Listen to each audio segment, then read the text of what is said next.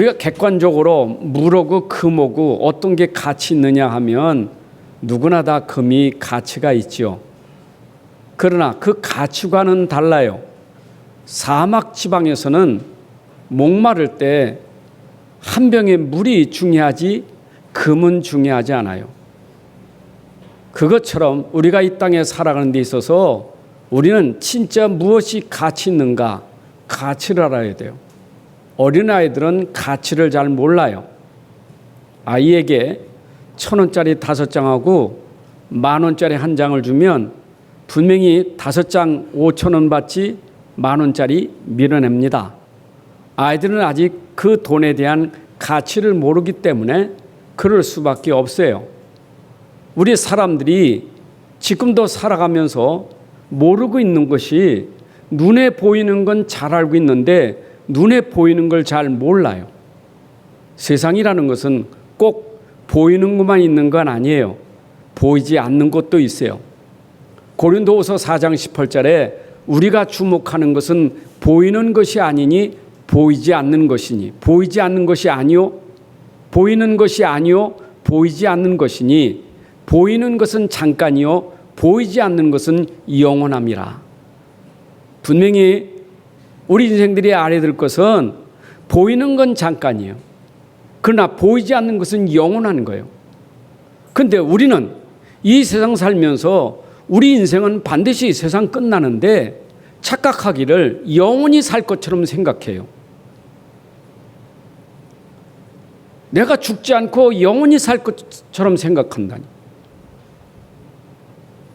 그런데 그때 사람들이 모르고 있는 것이 잠깐인 걸 몰라요.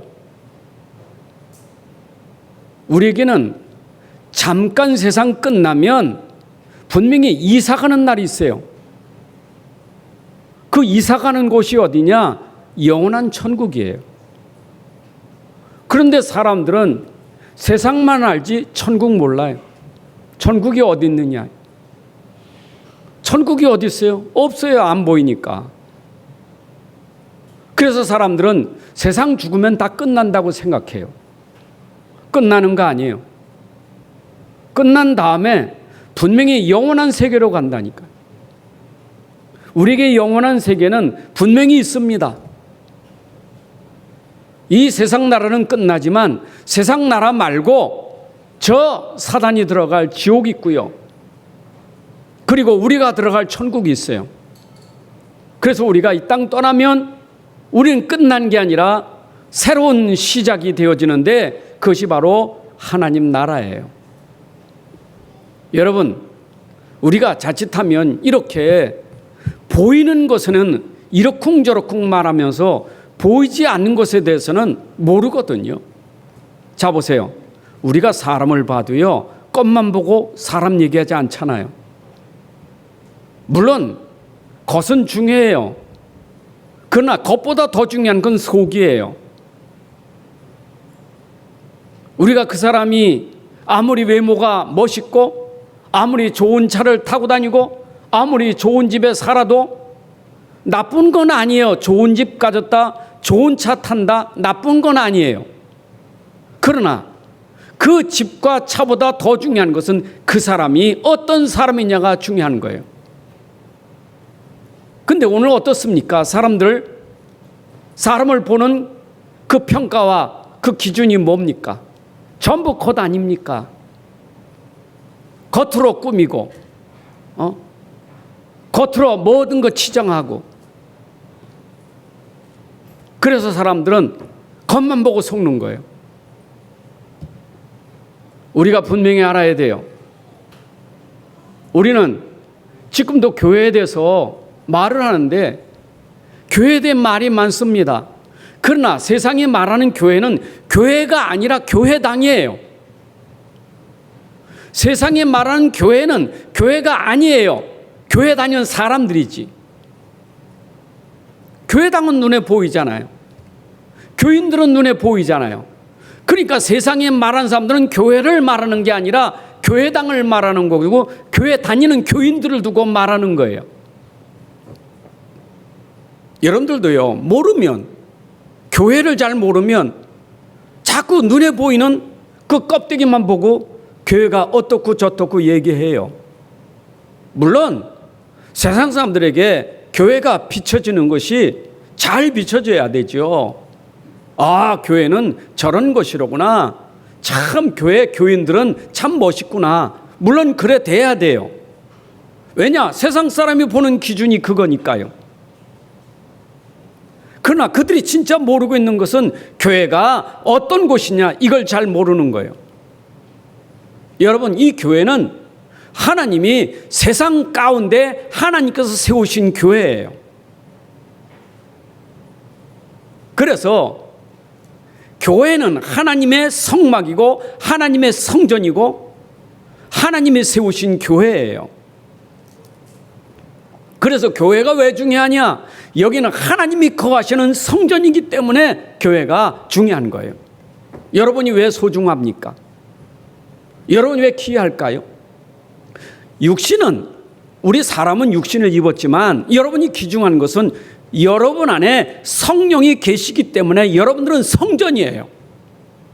너희가 하나님의 성전인 것을, 하나님의 성령이 너희 안에 계신 것을 알지 못하느냐? 우리 사람의 가치는 육에 있는 게 아니라 우리 안에 하나님의 성령이 함께 하시기 때문에 우리는 하나님 보실 때 최고의 가치 있는 존재예요.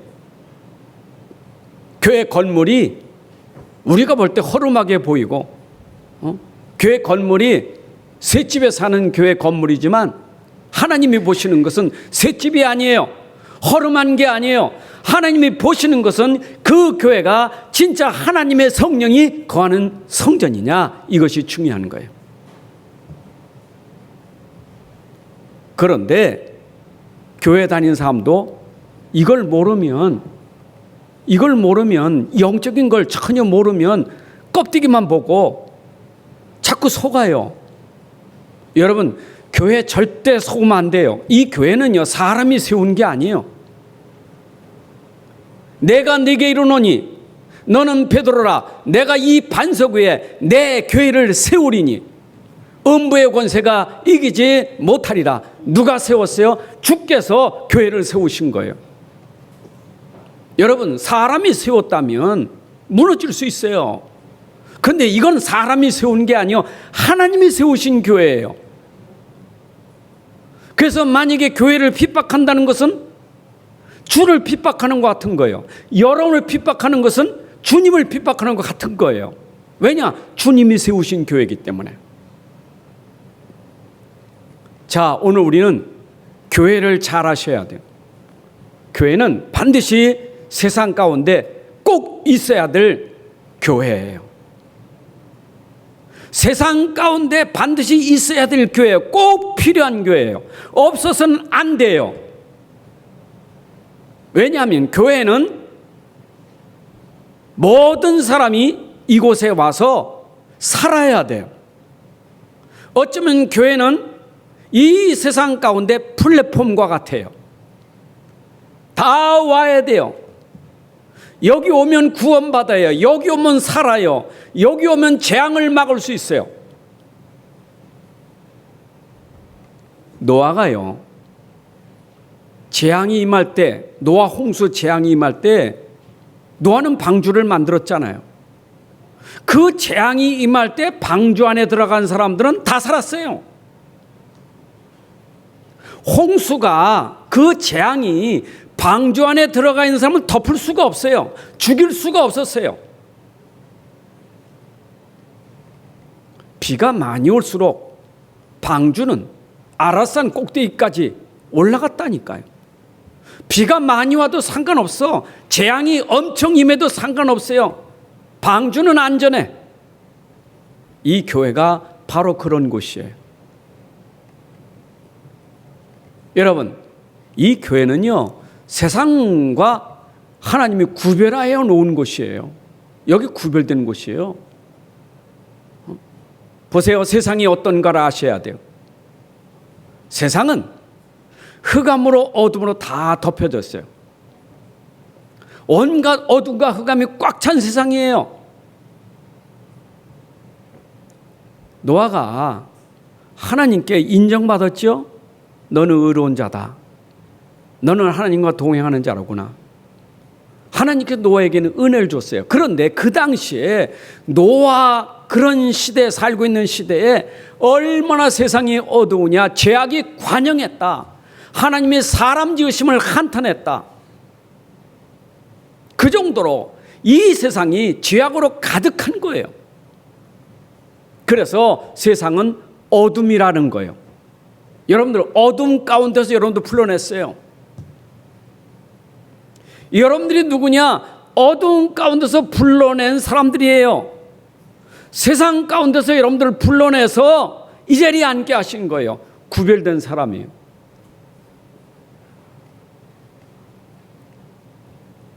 로마서 12장 1절에 그랬어요. 그러므로 하는 말은 로마서 11장 이전의 얘기가 있습니다. 모든 사람은 죄로 말미암아 다 죽을 것인데 죄인으로 사망에 이를 것인데 그리스도께서 십자가에 죽으심으로 우리의 죄 문제 해결하시고 그 그리스도를 믿는 자는 그 믿음으로 죄에서 빠져나와 의인됐단 말이에요. 너희가 죄인이었다가 의인됐다? 의인된 너희들 바로 교회에 모인 사람들이 의인들이고 하나님 백성들인데 너희들 그러므로 너희가 구원받았고 너희가 의인인데 그러므로 형제들아, 믿음의 형제들, 하나님의 모든 자비하심으로 너희를 권하노니 너희 몸을 하나님이 기뻐하시는 거룩한 산제물로 드리라. 너희가 드릴 영적 예배니라. 우리 하나님이 우리를 구별하셨어요. 보세요. 세상은요 어둠 속에 있다 보니까 지옥은 아직 안 갔어요. 우리가 천국은 안 갔다니까. 그럼 교회는 뭐냐? 천국이 뭔지 설명하는 데가 교회예요. 천국 아직 안 갔어요. 그런데 이 땅에 천국이 어딨나? 세상 가운데 천국이 어딨나? 그 천국을 설명하는 곳이 어디냐? 교회예요. 그러면 세상은 어떤 곳입니까? 세상은 지옥이 어떤 것이 설명하는 것이 세상이에요. 여러분, 세상은 아주 고통스럽습니다. 마치 지옥 같은 삶이요. 살아가는 자체가 고통이요. 태어나서부터 죽을 때까지 인생은 고통의 삶의 계속 연장이요. 어디까지? 세상 고통으로 끝나는 게 아니라 저 지옥까지 가는 고통이에요. 사람들이 착각하죠. 너무 힘들고 너무 고통스러우면 빨리 세상 끝나고 싶어, 내 인생 끝나고 싶어, 다 끝날 거예요. 어떻게 하면 자살하면? 속아요. 자살하면 고통이 끝날까요? 그 다음에 기다리고 있는 게 지옥 고통인데. 그러니까 세상 사는 날 동안도 고통스럽게 살다가 고통 문제 해결하지 못하고 교회라는 건 모르고 구원받은 이 성도의 비밀 모르고 세상 가운데 살다가 세상 떠나는 날 더 큰 고통이 있어요. 그런데 우리는 구원받은 백성들이 모인 곳은 어디냐? 여기는 하나님의 성전이에요. 하나님이 다스리는 곳이요. 하나님이 함께하는 곳이요. 그래서 나 여러분들은 하나님이 함께하는 곳이기 때문에 하나님 나라가 이곳에 있다 이 말이요. 여러분, 우리가 교회 와서 그런 맛을 봐야 돼요. 내가 진짜 하나님 모르고 말씀 모르고 복음 모르고 세상 가운데 살 때 얼마나 삶이 저주였습니까? 저는요 진짜 하나님 모르고 예수 모르고 살았던 인생이 저주요. 저주. 오래 산 게 문제가 아니요, 장수가 문제가 아니요. 모르고 사는 장수는 저주예요. 아니, 사람들이 그렇게 생각하지요. 아니, 예수 몰라도 잘 먹는데 잘 입고 사는데 출세하는데 그게 무슨 저주냐? 속지 마세요. 그러면 누가복음 16장 19절에 나오는 부자를 보세요. 얼마나 잘 먹습니까? 얼마나 잘 입었습니까? 날마다 잔치하는데 그 사람이 복받은 사람입니까? 그 사람은 그거 아니면 살 수가 없어요. 그게 인생의 자기의 모든 것이요. 세상 사람들이요, 먹는 게 전부요, 마시는 게 전부요, 즐기는 게 전부요. 이게 세상이요. 그거 없어봐요. 죽는 거요. 여러분, 그게 행복입니까? 우리는요, 하나님이 우리와 함께 한다는 이 비밀 때문에, 내가 가난 속에서도, 내가 질병 속에서도 하나님이 나와 함께하는 이 믿음이 나에게 참 평안을 줬고, 참 기쁨을 줬고, 참 안식을 준 거예요. 하나님 나라가 임하게 된 거예요.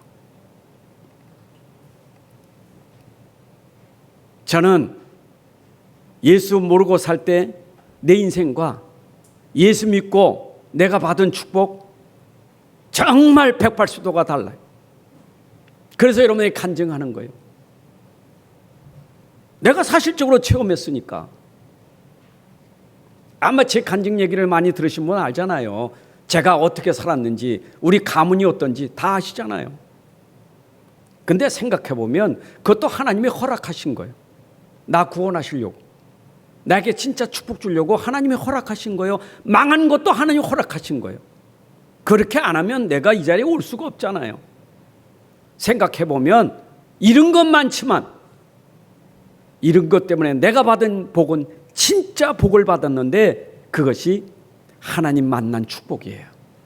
여러분은 지금 교회 하나님 만난 사람들이 모인 곳입니다.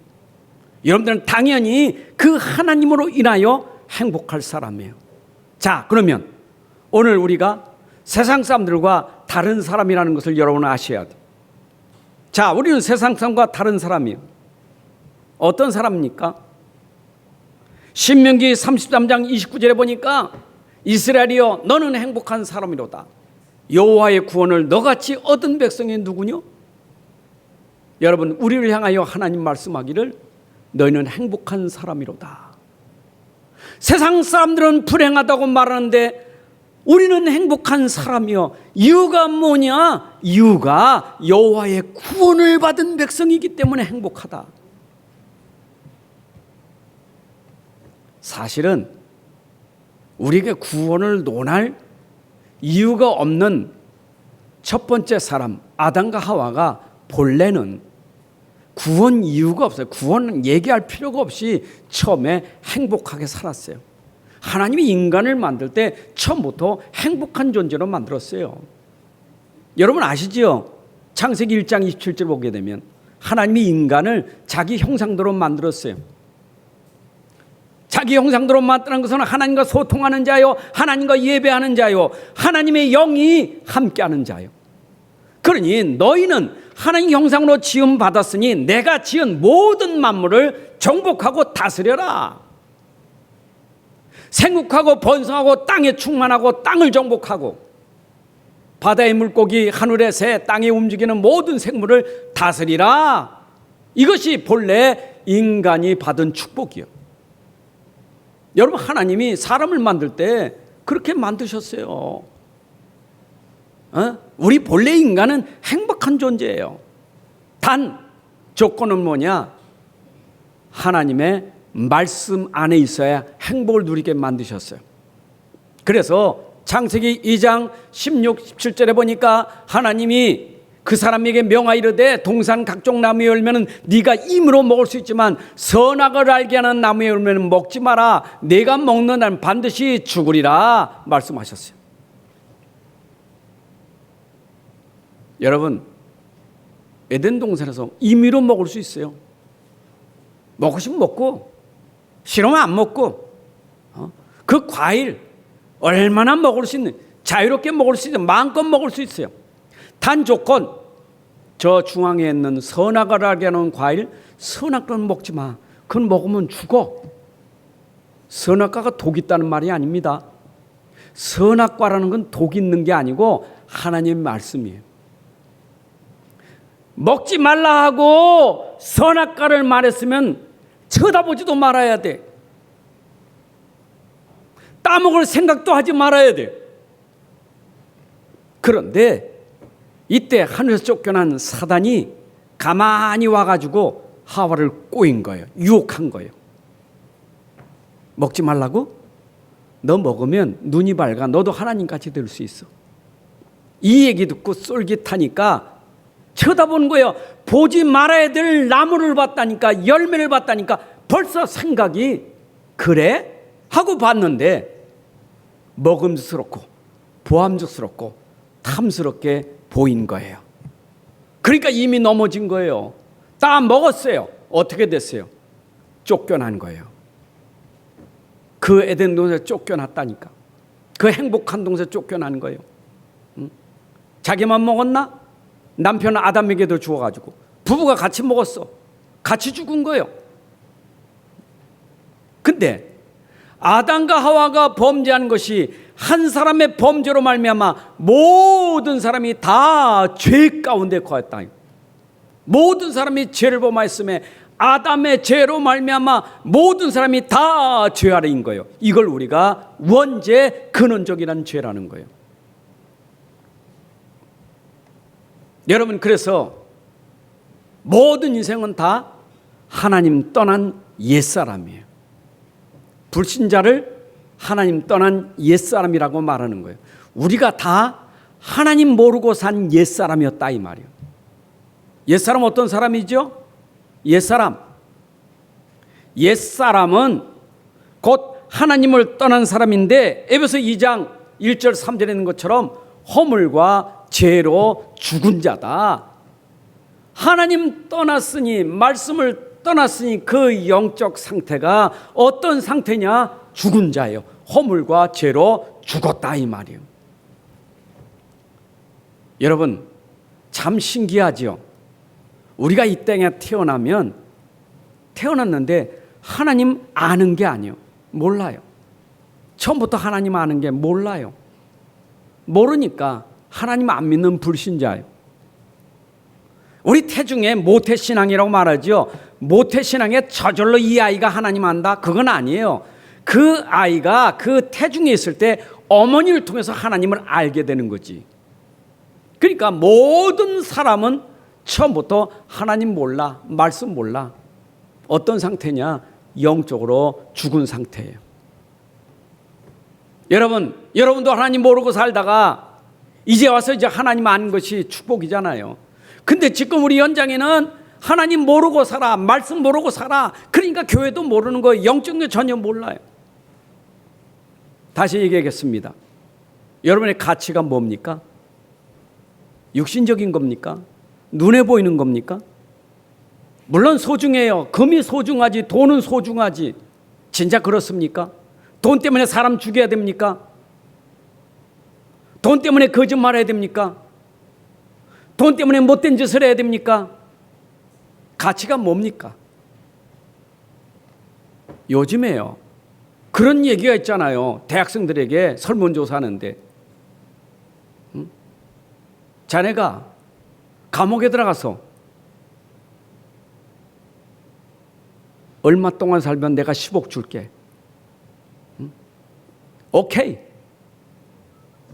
무슨 얘기입니까? 감옥은 그냥 들어가지 않잖아요. 죄에 들어가지. 그 말은 뭐예요? 나는 돈이 더 중요해. 죄 짓는 것보다. 이게 오늘 청소년들의 생각 아닙니까? 가치를 몰라요, 사람이. 지금 불신자가 가치를 몰라요. 눈에 보이는 것만 알지 눈에 보이지 않는 걸 몰라요. 그러니까 자기도 몰라. 자기가 누군 줄 몰라. 자기 상태를 모르니까. 여러분이 여러분 자신을 먼저 아는 게 중요해요. 제가 어제 토요일 날도 세계 랩넌트 대회를 놓고 랩넌트에게 메시지를 첫 번 그랬어요. 랩넌트? 정체성이 중요해. 네가 누구인지를 아는 게 중요한 거예요. 너는 언약 잡은 사람이요, 하나님의 약속이 있는 사람이요. 그게 우리의 정체성이에요. 여러분 누굽니까? 나는 그리스도인이에요. 나는 누구냐? 하나님 자녀예요. 그럼 반대로 하나님 자녀 이전은 내가 마귀의 자녀예요. 요한복음 8장 44절 너희 아비 마귀. 그래서 너는 너 아버지 욕심대로 너희도 행하는데 처음부터 살인한 자요.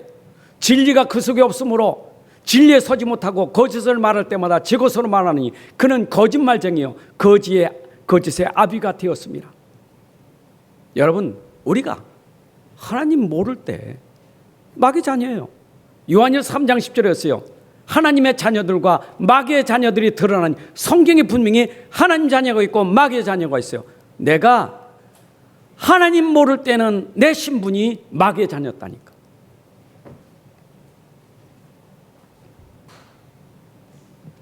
그러면 알지요, 마귀 자녀는 뭐 하는지. 마귀 종로로 타는 거예요. 마귀 심부름하고 사는 거예요. 여러분, 세상에 제일 불쌍한 것이 마귀 심부름하는 거예요. 그게 노예예요.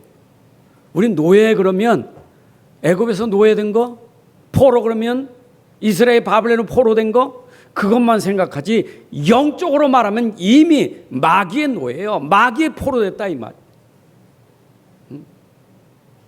마귀 심부름하고 죄의 심부름하는 거예요. 우리 인생이 그렇게 심부름만 살았다니까.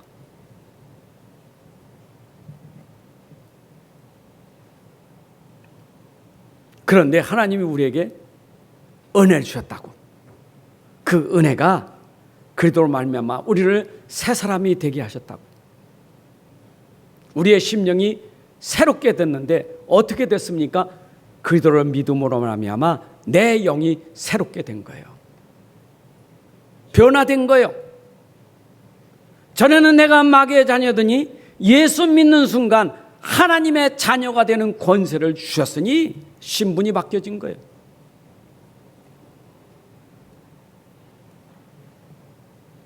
여러분, 세상에 복 있는 사람이 누군지 아십니까? 사람들은 복 있는 것에 대해서 오해해요. 야, 저 사람 복 받았어. 뭔데? 돈이 많거든. 야, 저 사람 복 받았어. 자식이 잘 됐어. 야, 저 사람 출세했어. 그게 세상이 말하는 복이에요. 근데 성경에서 말하는 복은 그게 아니에요. 시편 1편 1절 3절까지 말합니다. 복 있는 사람은 누구냐? 의인이 복 있는 사람이에요. 하나님의 자녀가 된 사람이 복 있는 사람이에요. 복 있는 사람은 그 복으로 말미암아 하나님의 축복을 누리고 삽니다.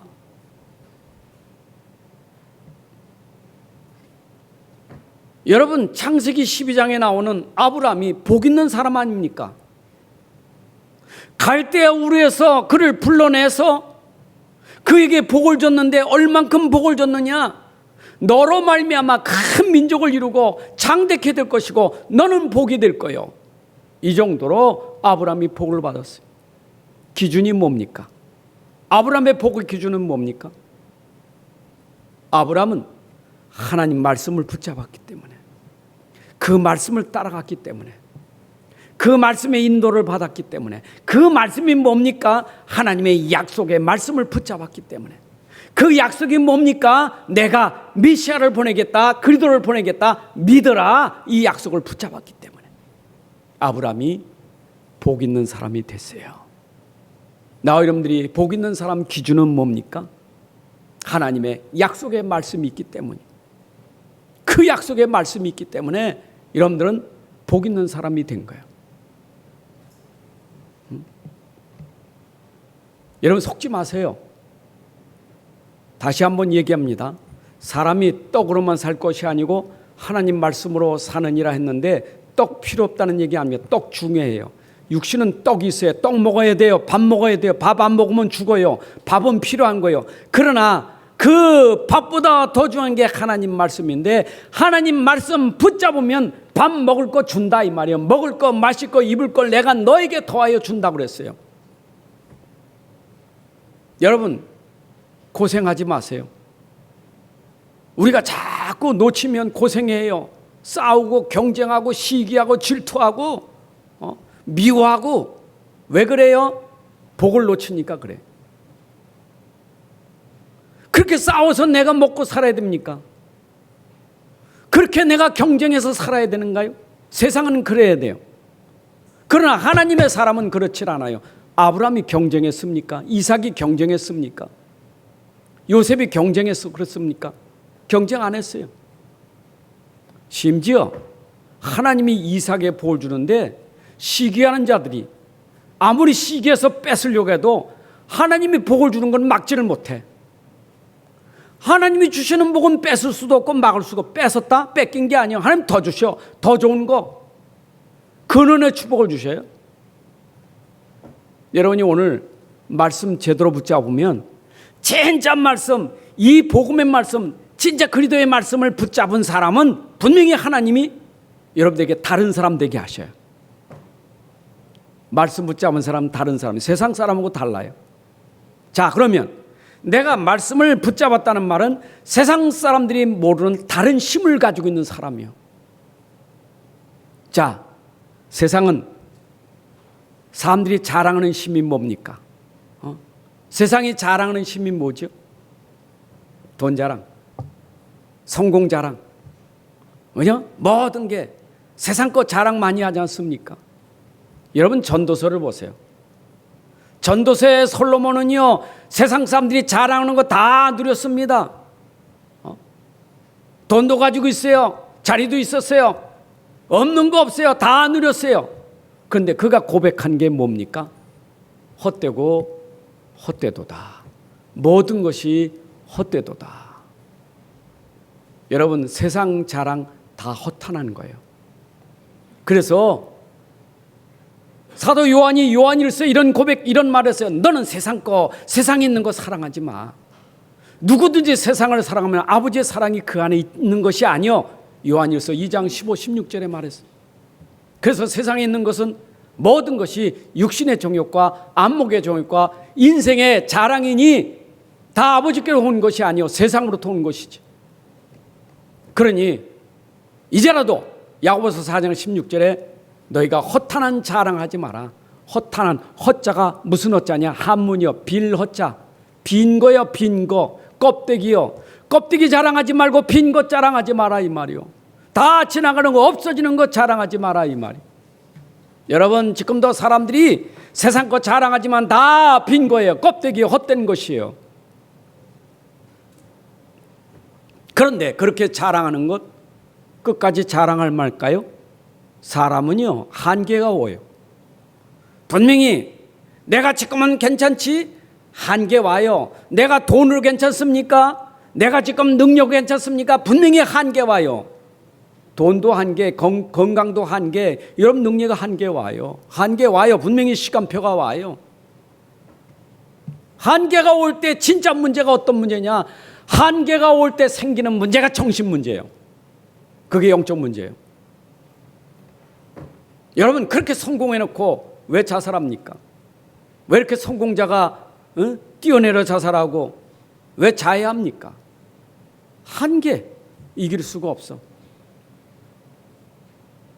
저는요, 진짜 사람이요, 참 가난한 것도 문제고 아픈 것도 문제지만 그 가난과 아픔 때문에 영적으로 병들고 정적으로 병드는 사람, 이게 더 불쌍한 거예요. 안 그래요? 지금 가난한 건 잠깐이요. 병든 거 잠깐이요. 어쩌면 지나가는 거예요. 그때 내가 정신만 차려도, 내가 생각만 마음만 바로 먹어도 힘 생겨요. 안 그래요? 한계 오니까 어때요? 사람들은 낙심하잖아요. 그 유명한 바울 선생님도 자기에게 한계가 왔어. 나는 영적으로 살려고, 말씀 따라 살려고 하는데 자꾸 육신이 말이요, 자꾸 그걸 제어하는 거예요. 못 살게 하는 거예요. 육신의 법이, 욕심이 생기고. 그래서 로마서 7장 24절에 바울의 고백이 아닙니까? 오라, 나는 곤고한 사람이로다. 이 사망의 몸에서 누가 나를 건져내랴. 참 힘들었어요. 한계가 오니까 곤고한 거예요. 누구나 다 그래요. 여기 있는 목사도 한계 옵니다. 나에게 건강의 한계, 경제의 한계, 사역의 한계 옵니다. 그런데 그 한계가 올 때 내가 진짜 말씀 놓치면, 진짜 영적인 힘을 얻지 못하면 그것 때문에 무너지는 거예요. 그때 무너지는 거예요. 어제도 우리 친구 목사하고 한 2시간 동안을 내가 전화했어. 오래간만이라. 군대에서 3년 동안 같이 있던 친구라 만나면 전화가 길어. 이 친구는 저 통합 교단에 있었던 친구예요. 근데 그 친구는 잘 알잖아요. 세상 현장을. 교회 다 알고 있잖아요. 자기가 나온 신학교가 지금 학생이 모집이 안 된대. 안 온대, 학생들이. 왜냐? 지금 목사님들이 목회하다가 문 닫은 교회가 2만 교회라. 목사님들이 지금 문 닫을 뿐만 아니라 목회하면서도 지금 투잡 하는 사람들이 많다는 거예요. 너무 힘들어. 한계가 오는 거예요. 얼마나 힘들겠어요. 아니, 목사는 목사 일을 해야 되는데 그거 하고 있다가 얼마나 힘들고 어렵겠어요. 목사가 자산은 없었고. 그래요. 얼마나 힘들겠냐고. 여러분, 남 얘기 아니요. 나도 똑같아요. 힘들었어요. 나도 힘든 거 있어요. 그런데 이 한계를 뛰어넘을 수 있는 힘이 있단 말이에요. 이걸 뛰어넘을 수 있는 힘이 뭐냐? 그게 바로 성삼위 하나님의 비밀을 가진 자예요. 여러분, 성부 하나님이 주신 말씀 붙잡아야 돼요. 그 말씀이 우리 가운데 오신 예수 그리스도를 붙잡아야 돼요. 그리고 그분이 가시면서 우리에게 주신 성령을 붙잡아야 돼요. 우리가 삼위 하나님을 붙잡는 순간 힘 생기는 거예요. 여러분, 하나님은 땅에 계신 게 아니라 하늘 보좌에 계시잖아요. 보좌에. 저 보좌에 계신 하나님이요. 세상 사람들이 말하는 하늘은요, 이 지금 저 해 뜨고 달 뜨는 그 하늘만 보지. 그러나 그 하늘 위에 또 하늘이 있어요. 그거는 공중 곳에 잡은 자, 사탄이 장악한 공중이 있다고. 두 번째 하늘. 진짜 세 번째 하늘 어디냐? 그는 보좌가 있는 하늘이요. 그것이 고린도 12장에 나오는 바울이 3층전을 봤다는 것이 바로 그 얘기하는 거예요. 여러분, 우리는 저 하늘 보좌, 높고 높은 그 자리에 있는 그 보좌에 그 하나님을 우리는 바라보고 믿고 사는 거예요. 보좌로부터 시공간을 초월한 능력이 믿는 자에게 임하는 줄로 믿습니다. 그래서 세상을 이기는 이김은 우리의 믿음이니라. 요한일서 5장 4절. 여러분, 정말 우리가 세상을 이길 수 있는 힘이 뭐냐? 나와 함께 하시는 하나님을 진짜 믿으라 그 말이요. 그 말씀을 진짜 믿으라 그 말이요. 믿는 자에게는 힘이 생기게 되는 거예요. 아멘입니까? 히브리서 11장 38절, 여러분들 우리 원단 메시지 들으셨죠? 히브리서 11장 38절. 거기 믿음의 증인들이요. 정말 하나님 믿은 거예요. 진짜 하나님 믿은 거예요. 그 하나님 말씀을 진짜 믿은 거예요. 약속한 그리스도를 진짜 믿은 거예요. 이 믿음이 세상이 감당하지 못하더라. 그 믿음을 세상이 이기지 못해. 핍박도 그들을 꺾을 수가 없어요. 죽음도 그들을 죽일 수가 없었다니까. 감옥에 들어가도, 죽음에 처해도 그들은 믿음으로 흔들리진 않았어요. 여러분 속에 믿음이 있는 것이 힘이에요. 고린도후서 4장 7절, 질그릇 같은 연약한 나지만 내 안에 보배, 이 복음이 있기 때문에 우리는 심히 큰 능력이 우리 안에 있음을 믿으셔야 돼요. 여러분, 이 믿음 가지면 돼요. 아멘입니까? 오늘 믿음으로 승리합시다. 그래서 여러분들은 세상 사람들과 삶이 다른 삶이요. 다른 사람이면서도 다른 힘을 가졌기 때문에 삶도 힘이 있어요. 여러분의 삶은 다른 힘이 있다 이 말이에요. 그 힘이 있으니까 삶이 다르죠. 세상 사람들의 삶은 기준이 뭡니까? 그 사람들이 생각하는 힘의 기준이 뭡니까? 그걸 붙잡고 사는 게 세상 삶이요. 오로지 눈 뜨고 잠잘 때까지 오로지 생각하는 기준이 뭡니까? 세상 거 아니요? 오직 나, 오직 나밖에 몰라. 오직 돈밖에 몰라. 오직 성공밖에 몰라. 그게 상생 살아가는 삶의 기준이에요. 여러분이 속으면 기준을 거기에 두고 산다니까. 우리는 불신자 아니에요. 불신자는 그렇게 살아가야 돼요. 그게 기준이니까. 우리 나밖에 없어. 집에 가도 나밖에 없고, 교회 가도 나밖에 없고, 직장에 가도 나밖에 없어. 전부 나요, 나. 심지어 기도해도 나요. 하나님께 기도하는 게 나요. 하나님 주세요. 안 주십니까? 하나님 그럴 수 있습니까? 기준이 나라. 모든 게 나요. 나를 위해서 하나님이 존재하는 거고, 나를 위해서 말씀도 있는 거고, 나하고 안 맞으면 싫어다. 하나님 왜 내 맘에 안 들어? 왜냐, 나 축복 안 주니까, 기도 응답 안 하니까 내 맘에 안 들어. 전부 내 기준이라. 여러분, 신앙생활도 내 기준이 돼버리면 그리 돼버려요. 마음에 안 들어요. 아니, 여러분, 하나님 마음에 안 들으면 어떻게 되겠어요? 말씀이 마음에 안 든다 그 말이요. 그 말씀이 안 맞아. 마음에 안 들어. 그 말씀 듣기 싫은 거예요. 내 마음에 맞아야 좋지. 내 마음에 좋아야, 아이고, 목사님 오늘 말씀 참 좋았어요. 내 마음에 들었으니까. 그럼 내 마음에 안 들으면 싫을 거 아니에요. 말씀 듣기 싫지. 기준이 뭡니까? 내 기준이요. 전부 나요, 나. 그 집에 가도 전부 나요. 아내나 남편이나 부부가 말이요, 기준을 나로 삼아보세요. 왼수요, 왼수. 나를 괴롭게 하는 왼수라니까. 그잖아. 내 기준이 나니까. 나 편안하게 해줘야지. 나 좋게 해줘야지. 그 내 기준 아닙니까? 그러면 어떻게 살겠어요? 맨날 싸우는 거지. 안 맞는다고. 여러분, 진짜 이게 문제가요, 세상 사람들이 두고 있는 삶의 기준이 이 나라는 게 참 이게 문제예요. 나. 직장 가도 전부 나. 예, 보세요. 나는 지금 뭡니까, 노동자들이 막 데모하고 그럴 때 보면요, 사업주도 그렇고 일하는 사람 전부 기준이 나 기준이요. 나 기준. 정치인도 전부 내 기준이고 다 나 기준이요. 그러니까 맨날 싸움밖에 없는 거예요. 전부 싸움이요. 내 기준이요.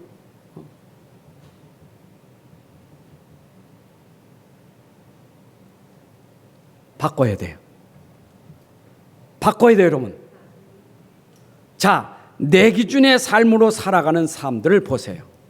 이런 사람들은 복음 놓친 사람, 말씀 놓친 사람, 그리도 놓친 사람이요. 그러니까 율법이라는 것 가지고 나에게 지적을 하는 거예요. 오늘 본문에 나온 것처럼 지적을 하는 건, 네가 복음 놓치니까 그렇게 살잖아 라고 율법으로 지금 우리에게 지적하는 거예요. 율법이 나쁜 게 아니에요. 내가 복음 속에 들어가라고, 믿음 속에 들어가라고, 말씀 속에 들어가라고 율법을 준 거예요. 율법은 정죄라고 준 게 아니에요. 자, 에베소 오늘 4장 25절 보세요. 왜 거짓말하죠? 말씀도 치는 거 거짓말해야 돼.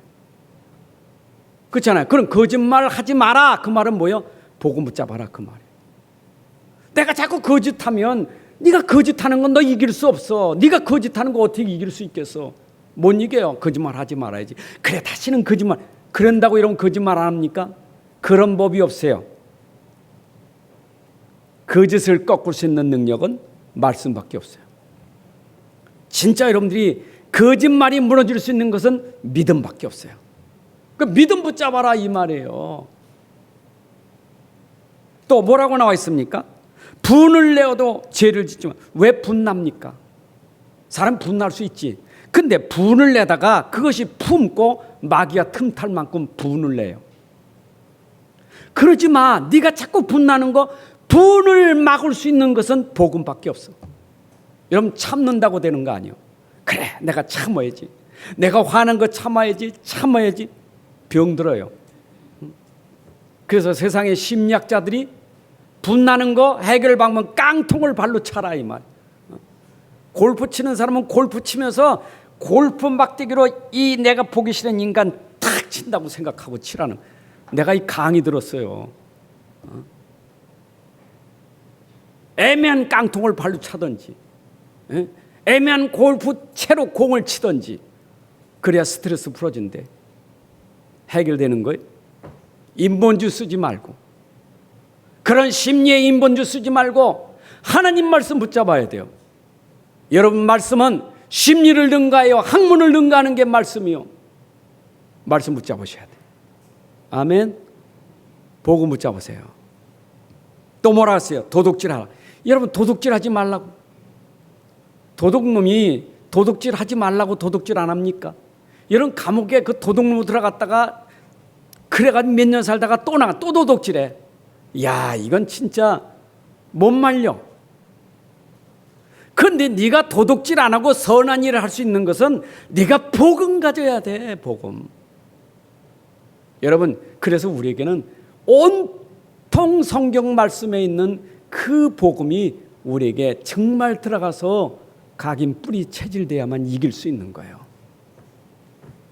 그래서 우리가 말씀 보고 깨달아야 돼요. 아, 내가 거짓말하는 거, 내가 분내는 거, 내가 다 도둑질하는 거, 아, 내가 말씀을 놓쳐서 그렇구나. 말씀을 붙잡아야 됐구나. 여러분, 회복될 줄로 믿습니다. 그 옛사람이 지금 바뀌어지는 걸 얘기해야 돼요. 또 하나 뭐 있습니까? 더러운 말은 입 밖에 던지 마라. 여러분, 말이 참 더러운 말. 말이 더러우면 인생도 더러운 거예요. 더러운 말만 하니까 인생이 더럽지. 여러분, 말이 깨끗해야 되는데 말이 더러워. 아주 더러운 말, 악담하는 말. 왜 그러냐? 내 안에 복음이 없으면 말씀이 없으면 그렇게 말할 수밖에 없어요. 계속 말이, 아주 말이 정말 안 좋아요. 그 아주 나쁜 말, 아주 못된 말, 그게 다 복음이 안 돼서 그런 거예요. 그럼 이 말씀 듣고 그렇게 살지 마. 그렇게 설교한다면 율법적인 설교예요. 여러분들에게 지금, 여러분 도둑질 하지 마세요. 분내지 마세요. 여러분 좀 말도 좀 은혜스러운 말을 하세요. 여러분들이 자꾸 그런 말을 하면은 맞는 말이지만 내가 눌려버려요. 또 듣고 아멘 하는 사람도 있죠. 맞아요. 아유, 목사님 그 말씀 맞아요. 오늘부터 내가 열심히 노력할게요. 속지 마세요.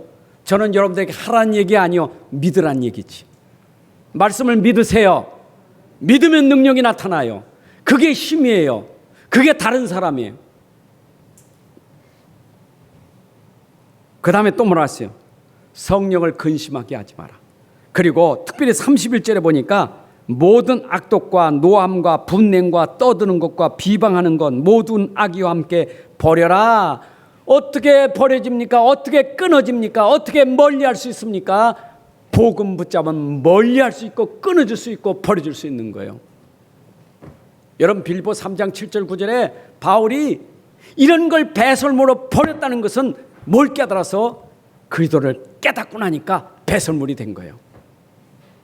그래서 저는 우리 랩런트들이 어릴 때부터 진짜 복음 들어가서 각인 뿌리 체질되면요, 밖에 나가서 야 착하게 살아야 된다 바르게 그 소리 안 해도요, 아이들이 갔다 와서 도리어 보고해. 아이고 내가 학교 가니까 아이들이 참 하나님 모르고 이러고 저러고 사는 것 같아. 이런 보고를 내가 포럼을 한다니까. 그런 정도가 돼야 되지. 그냥 그걸 가지고 너 왜 그랬어? 하지 말랬잖아. 이러고 싸워야 됩니까? 안 돼요 그거. 그래서 어릴 때부터 계속 말씀 복음 넣어야 돼. 자, 넣으면 우리에게 어떤 사람이 돼요? 새 사람 된다. 율법에서 빠져나오는 우리의 복음 체질은 새 사람이 돼요. 여러분 복음이 들어가서 각인 뿌리 체질면 어떻게 될까? 25절 다시 봅시다. 거짓말이 아니라 이웃과 더불어 참된 것을 말한다. 이것이 복음 체질된 사람이 거짓이 아니라 정직하고 참되게 할 수밖에 없는 거예요. 자, 그 다음에 또 어떻게 되죠? 도둑질하는 자가 아니라 28절 보니까 가난한 자에게 구제할 수 있도록 자기 손으로 수고하여 선한 일을 한다. 이게 달라진 거예요. 삶이 달라진다니까. 자, 그 다음에 29절에 더러운 말을 하는 게 아니라 이제는 덕을 세우는 선한 말을 하여 사람들에게 은혜를 끼치게 하느니라. 여러분 보세요. 삶이 완전 다르지 않습니까? 아니, 기본으로 삶은 알아야 될 거 아니에요. 어떤 게 가치 있는지는 알아야 될 거 아니에요. 그렇죠? 내가 더러운 말 해야 되겠습니까? 은혜 끼치는 말을 당연히 아는 거 아니겠어요? 그런데 아는 건 내가 어떻게 됩니까? 답은 하나밖에 없어요. 복음이 들어가서 각인 뿌리 체질되면 끝나버려요. 그게 답이에요. 성령 인도 성령 근심하지 않습니다. 말씀 따르는 사람은 성령의 인도를 받기 때문에 말씀에 너무너무 좋아해요. 너무 행복해요. 그리고 이 32절에 보니까 이런 사람은 서로 친절하고 불쌍히 여기고 용서하기를 하나님이 그리스도 안에서 너희를 용서하신 같이 한다. 여러분, 오늘 복음 가진 자의 삶이 달라요. 교회가 이런 증거가 있어야 돼요. 교회는 이런 증거가 있어야 돼요. 세상하고 다른 곳이. 결론입니다. 고린도후서 5장 17절에 우리가 그리스도 안에서 새로운 피조물이 되었으니 이전 것은 지나갔으니 보라 새 것이 되었도다. 여러분, 나와 여러분들은 반드시 바꿔야 되는 개혁이 있어야 돼요. 내 인생이 바뀌어져야 돼. 인생개혁. 내 종교가 바뀌어져야 돼요. 종교개혁. 내 문화가 바뀌어져야 돼요. 문화개혁. 이건 반드시 바꿔야 돼요. 안 바꾸면 안 돼. 내 인생 바꿔야 돼요. 바꾸는 길은 그리스도밖에 없어요. 내 종교를 바꾸는 것은 복음밖에 없어요. 내 문화를 바꾸는 것도 복음밖에 없어요. 복음만이 여러분의 종교를 바꿀 수 있고 문화를 바꿀 수 있는 거예요. 안 그래요? 그래서 여러분들 혹시 전도할 때 상대가 가지고 있는 종교에 대해서 싸우지 마세요. 네 종교 틀렸어. 내 종교가 맞아. 그 종교 싸우면 안 돼요. 우리가 처음 말입니다. 우리 네팔 가서 복음 전할 때 라지가 한 얘기요. 와가지고 계속 힌두교 나쁘다고 욕만 한다고. 나쁘다는 욕만 하고 간다니까. 자기도 알고 있지만 기분 나쁘다는 거예요. 그러면 그 사람들이 그걸 바꿀 수 있는 것은 복음만 들어가면 내가 이거 할 이유가 없구나. 이래 되는 거 아니겠어요? 여러분 가정에 제사 지내고 우상 숭배할 때 싸우는 게 먼저가 아니라 기도부터 하세요. 그리고 복음을 설명하세요. 여러분 부모들이 믿진 않아도 복음은 알아들어요. 그러면 네 말이 맞구나. 내가 진짜 나와 후대를 두고 내가 안 해야 될 이유가 이거로구나. 깨달으면 그래 이제 끝내자. 이래 되는 거예요. 그런 말도 복음도 말씀도 없이 그냥 단번에 하려고 하니까 문제가 되는 거예요. 여러분 종교 개혁은 복음 들어가면 돼요. 또 여러분들 자녀들이 문화 있잖아요. 특히 핸드폰 때문에 얼마나 여러분들 신경 많이 쓰입니까? 게임 때문에. 자꾸 게임하지 마. 너 게임하지 마. 내가 몇 번째 말했어. 너 밥 안 줄 거요.